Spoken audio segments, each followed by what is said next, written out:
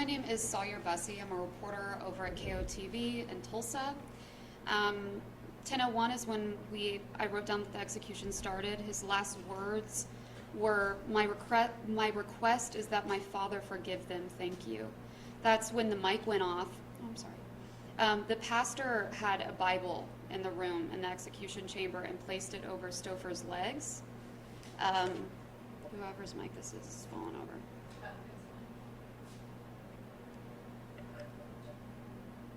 You want me to just hold it for him?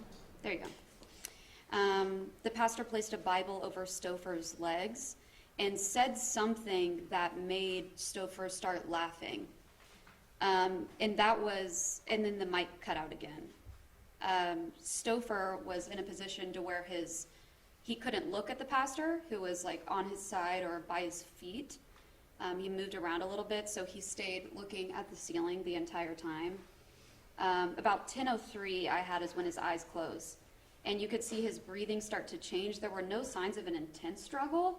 The breathing was more, just in his stomach and his diaphragm area.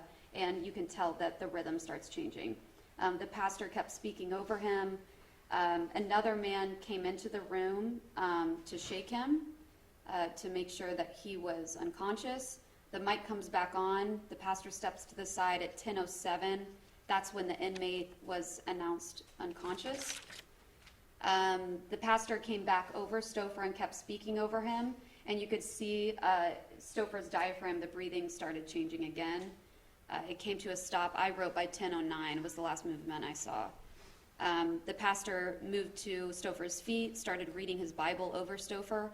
At 10:13, I wrote that I could see a color change in Stouffer's face. 10:14, the pastor stepped back. Another man comes into the room to check the pulse.